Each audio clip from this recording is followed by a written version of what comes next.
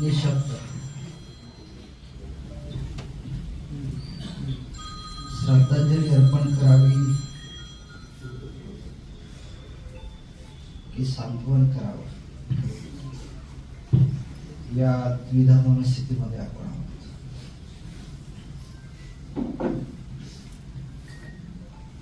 महाराष्ट्राच्या राजकारणामध्ये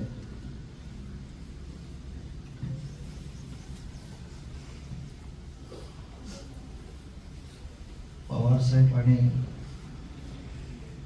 ठाकरे परिवार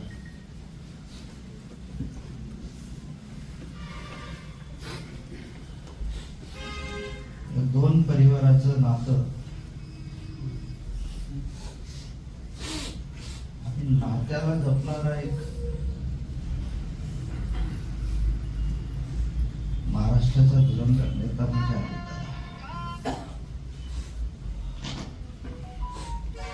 अजितदादा फक्त पक्षाचे नेतेच नव्हते, कार्यकर्त्याच्या वेदना समजून घेऊन कार्यकर्त्याचा कुटुंब जपणारा कुटुंब प्रमुख आणि त्या कुटुंब प्रमुखाचं अकाली जाणं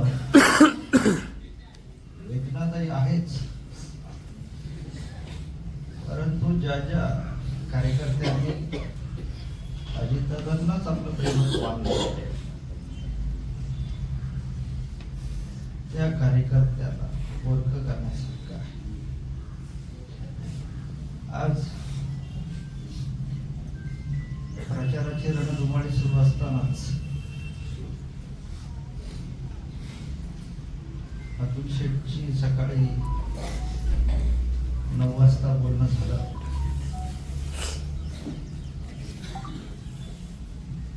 अतुल शेठ म्हणाले, खरं आहे, बातमी खरी आहे, आपले दादा आज आपल्यात नाही. अतुल शेठने आज जुन्नर तालुक्यामध्ये जी काही माणसं उभी केली, जी काही कुटुंब उभी केली,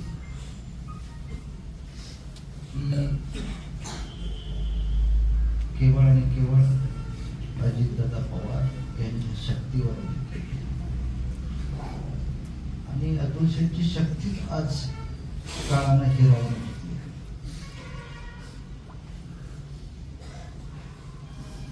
दोन दिवसापूर्वी अतुल शेठ म्हणाले की दादा येणार आहेत, तालुक्यात येतील,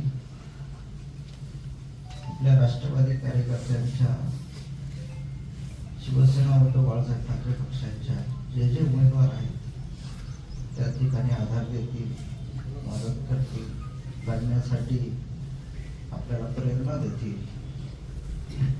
सकाळच्या बातमीनं आपल्यातली प्रेरणा हिरावून घेतली. आज फक्त तालुक्याचं नाही, जिल्ह्याचं नाही, महाराष्ट्रातल्या राजकारणाचं फार मोठं नुकसान झालं. दादा व्यक्ती नव्हते, दादा एक शक्ती होते.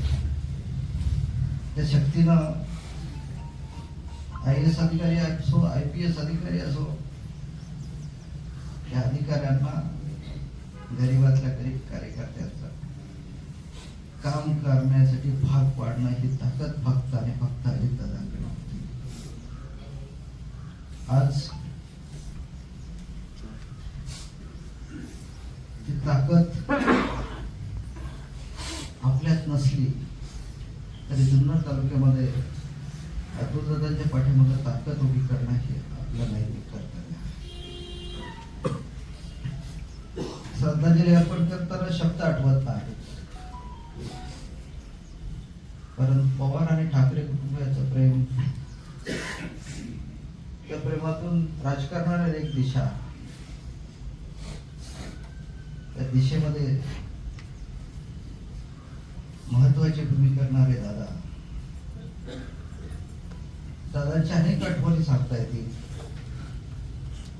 उद्धवसाहेब ठाकरे मुख्यमंत्री असताना उपमुख्यमंत्री म्हणून त्यांचं राहिलेलं कार्य मी माझ्या समक्ष उपस्थितीमध्ये अनुभवलेला.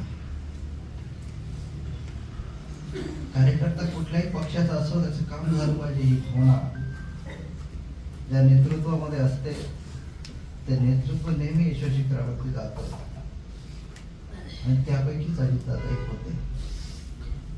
या देशाच्या राजकारणामध्ये जे नेतृत्व करणारे यशस्वी पुरुष आहेत त्यापैकीच अजितदादा एक होते. त्या यशस्वी माणसाला आपण आज मुकले आहोत. मी